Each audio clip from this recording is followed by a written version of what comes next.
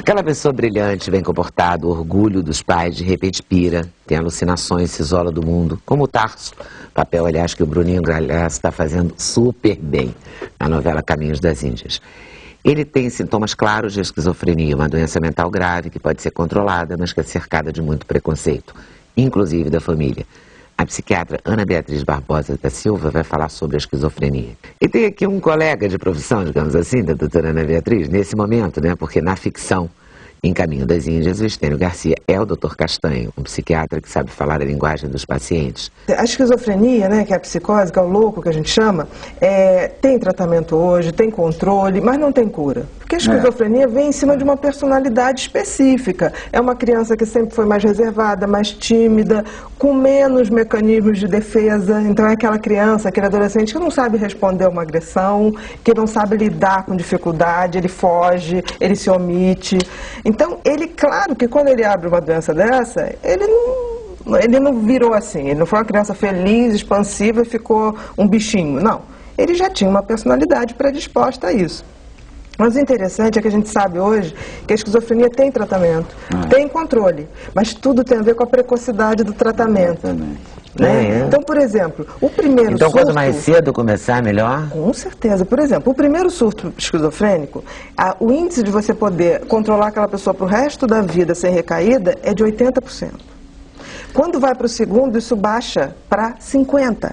E a partir do terceiro surto, a probabilidade daquilo não cronificar de uma forma que a gente vê muito no Hospital Pedro II, né, aqueles pacientes mais crônicos, baixa para 30%.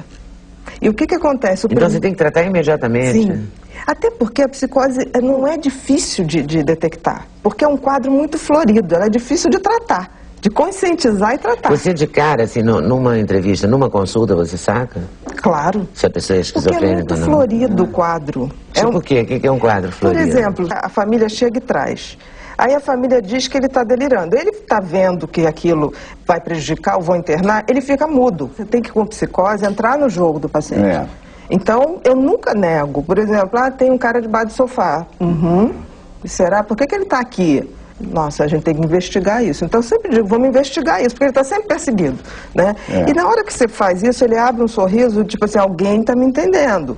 Então, é muito fácil. Ou ele está ouvindo, ou ele está correndo, ou ele está desesperado, porque é um sofrimento absurdo. Ou ele se cala, porque ninguém entende, então ele se cala para não dar bandeira, mas mesmo assim, ao estar calado, ele já está dando a bandeira.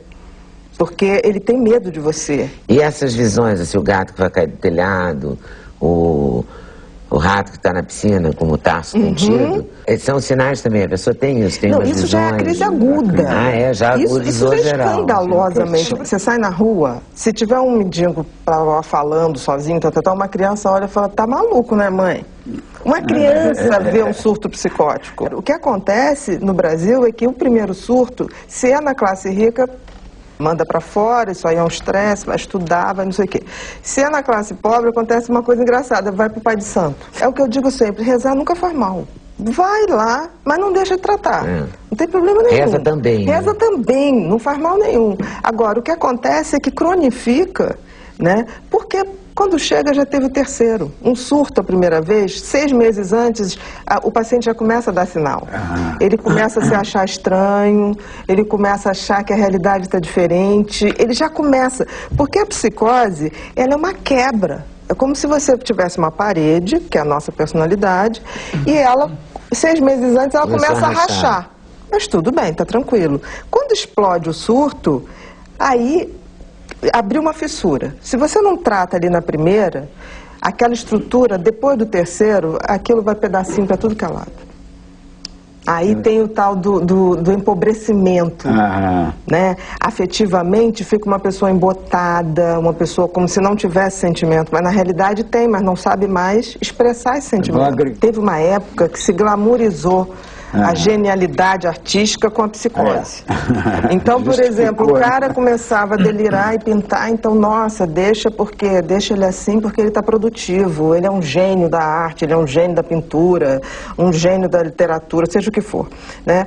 O que acontece é que a gente não pode esquecer que antes da pintura, da arte, seja como for, tem uma pessoa ali sofrendo horrores. Horrores. A psicose sofre. E sofre por quê? Porque ouve vozes, porque tem visões, porque sabe que está diferente do resto. No início, antes de abrir o surto, ele tem uma sensação de estranheza muito desagradável. Porque nunca é uma estranheza assim, nossa, eu tô mais bonita, eu tô bacana, não. Uma estranheza... Tô desconfortável aqui nessa pele, tem uma coisa errada, meu pensamento não está batendo, meu corpo não bate com a minha mente. Quer dizer, é uma sensação de estranheza no mundo, não tem lugar para você. A psicose se caracteriza por delírio, alucinações. Delírio é eu começar... eu entrar numa realidade que não é real, eu criar uma realidade paralela.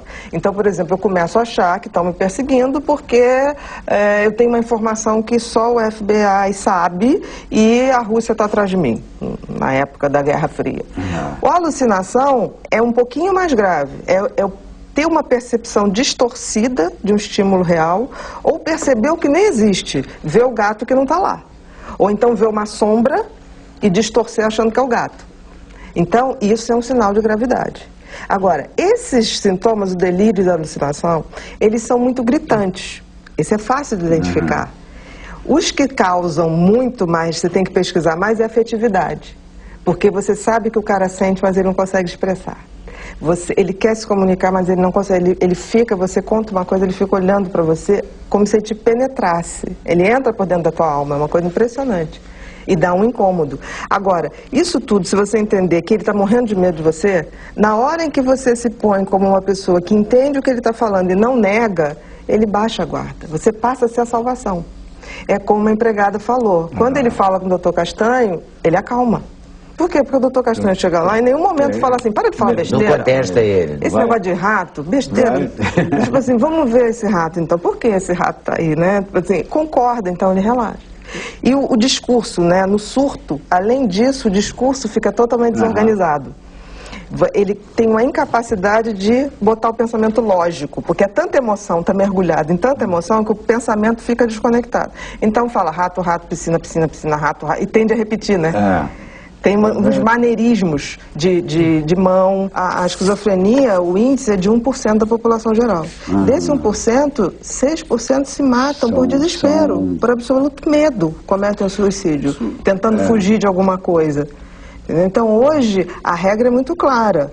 Por exemplo, se tiver uma ameaça à vida da pessoa ou à vida de terceiros, o médico tem que intervir. O esquizofrênico ameaça efetivamente a vida de terceiros, como o psicopata, porque a gente fica do lado de um monte de psicopata na vida real. Muito mais a si mesmo. Muito mais a si mesmo. A probabilidade dele cometer um suicídio, porque ele pode até, Leda, na rua, falar uma besteira pra você, olha, não me olha não, mas ele não vai, ele tá morrendo de medo de você. Criou conflito. Exatamente, se você falar assim, vem cá, o que foi? É capaz dele sair correndo.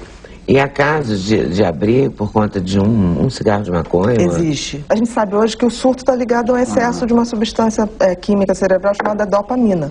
Que se a gente for ver aqui, qualquer pessoa que use droga, seja ela recreativa ou não, é a cocaína, né? Que durante muito tempo foi uma droga de escolha e de uma geração. O que acontecia com a cocaína? Ela libera muita dopamina. Tanto que a pessoa, quando ia cronificando, tinha o tal do delírio da cocaína, que era sempre persecutória. Tem gente me perseguindo, fecha a porta, você já sabia que é muito parecido com a esquizofrenia. Muito. Quem já viu eu já tive a oportunidade de ver várias pessoas intoxicadas de cocaína. É horrível, é um desespero, porque elas realmente acreditam que estão numa frecha da persiana de casa, estão vigiando. E passa a noite inteira ali, olhando aquele negócio, vigiando. Aí você fala, nossa, é muito parecido. Então a gente hoje sabe que a substância que faz isso... detona. É a dopamina. Agora, essa dopamina dispara em função de algum estresse físico. Exatamente. O fator desencadeador. Por exemplo, a família... Mas já está em você. Você já tem a predisposição genética. Né? Agora, o mais importante, eu acho que isso a Glória está conseguindo passar, é a importância de rapidamente se fazer o diagnóstico e rapidamente se tratar. Porque isso pode mudar a história do tratamento da esquizofrenia no Brasil. Porque no Brasil... Eu acho que vai mudar. Exatamente. É uma história ainda de cronicidade.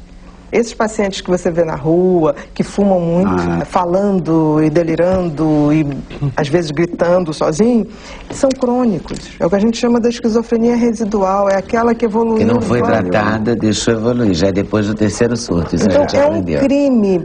Eu diria o seguinte, os pais, claro, a gente se espanta, mas É omissão de socorro, não levar um filho no primeiro surto. Mas isso tem muito ainda, né? Essa vergonha. Bom, só lembrando, relembrando, doutora Pois é, Beatriz, o meu colega de trabalho, seu né? colega de trabalho. Apresentou muito bem. Na novela, de vez em quando eu pego aqui Ah, é? olhar lá. Estênio, é uma delícia, Estênio. Não, porque é fantástico. Obrigada, meu querido. Maravilhoso. Obrigada.